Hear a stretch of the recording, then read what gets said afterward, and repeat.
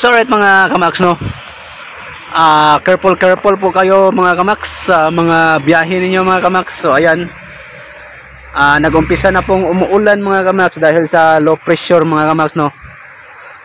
So paalala lang sa lahat ng mga Maxim riders, wag masyadong magmamadali sa mga booking, kasi yung booking mga kamax pag umuulan napakaraming booking yan. So wag po kayong magmamadali mga kamax, kasi nga madulas yung kalsada mga kamax. Ayun, nandito po ako ngayon mga kamax sa sa rooftop ng isang building. Kasi mga kamax, wala po akong biyahe. So ayan, medyo matagal na po akong walang biyahe mga kamax. Kasi nga hindi pa naayos yung motorcycle ko mga kamax. Nasira pa yung motorcycle ko. At ayan,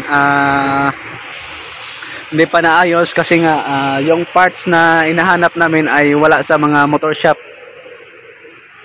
At ayan, ini-order ko pa sa online mga kamax. So paalala lang, no, lahat ng mga pabayad online. So yung scammer na yan mga kamax, yung portable regulator, yung PAL ticket, pag umuulan mga kamax ay ayan, palagi yung mag-book mga kamax pag umuulan. Tapos kadalasan namang mabiktima yan ay yung mga bagong rider. So shout out sa mga bagong riders, no, sa mga Maxim riders, sa mga bagong hard na mga riders. Careful po kayo sa mga pabayad online tulad sa 7-Eleven. So nagtay po siya ng malaking halaga para para maengganyo po kayo na mag-accept ng kanyang booking or kanyang order mga kamax. Ayan, lumakas na po yung ulan mga kamax.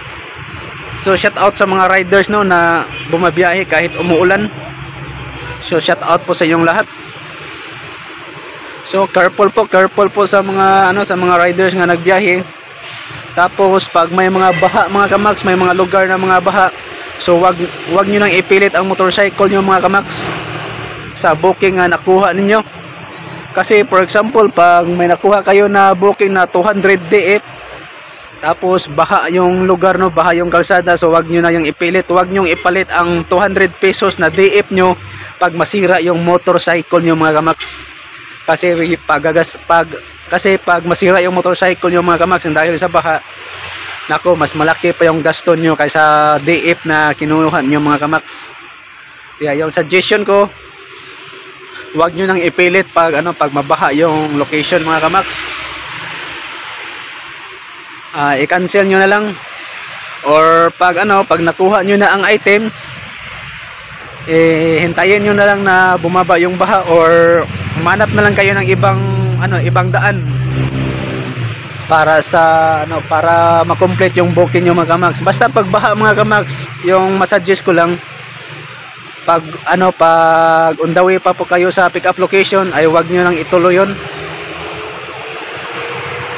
Kasi mahirap na pag mga kamax, mahirap na pag magsisi tayo sa huli, no, nasira yung motorcycle natin dahil sa baha.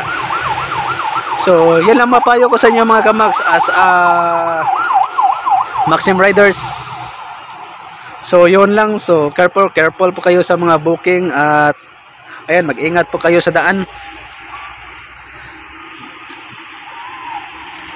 So ayan, itong ulan na to mga kamax ay hindi naman masyadong malakas, pero nagbigay pa rin ito ng ng danger sa ating mga biyahe mga kamax, kasi napakadulas yung kalsada. At the same time, napakahirap magbiyahe pag umuulan, lalong-lalo na pag wala kang raincoat mga kamax. So naisipan ko tong video mga kamax dahil iniisip ko yung mga Maxim riders, lalong-lalo na po yung mga bagong riders. Kaya naisipan ko pong magawa ng video. Paalala lang po sa inyo mga kamax. So that's all po mga kamax. God bless po sa inyong lahat.